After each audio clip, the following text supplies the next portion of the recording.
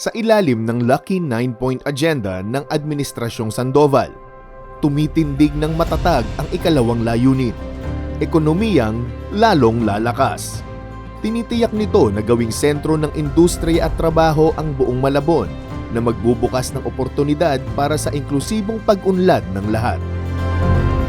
Ang Potrero, Acacia at Tinajeros ay hindi lamang mga barangay.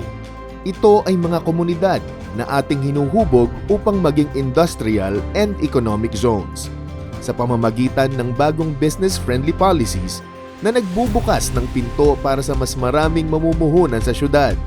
Natitiyak ang mas maraming negosyo at trabaho para sa mga Malabueño.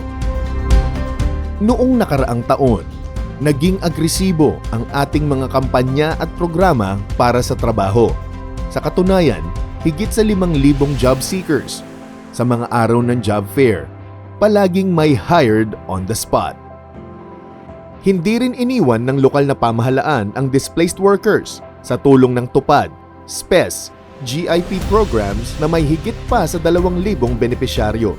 Masaya ako kasi nabigyan ako ng pagkakataon makapagwalis sa ganitong kalagayan ko at hindi hadlang yung kapansanan ko. Marami na ring kabataang Malabueño ang sumailalim sa ating career development and work immersion programs. Ready na ako magtrabaho. Masaya po yung experience ko dito bilang OJT. Yung mga natutunan ko po ay sure na magagamit ko after graduation. Mas naging confident rin po ako sa skills ko dahil sa tiwalang binigay sa akin ng work immersion.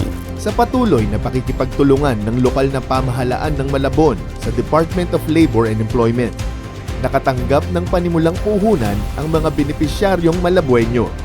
Mula noon hanggang ngayon, ang Administrasyong Sandoval ay naniniwala na ang maliit na simula ay palaging patungo sa malalaking tagumpay.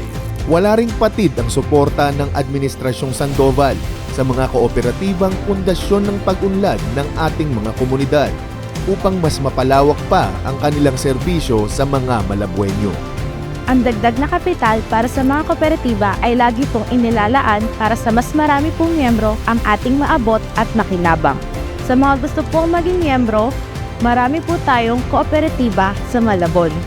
Sumali po kayo para makatulong din tayo sa paggulong ng ekonomiya ng ating lungsod. Mas masaya ang co-op sa Malabon. Sa Malabon, ang bawat pamilya ay may masasandigan. Ang pangalawang Lucky Agenda ay simbolo rin ng pagbangon ng Malabon.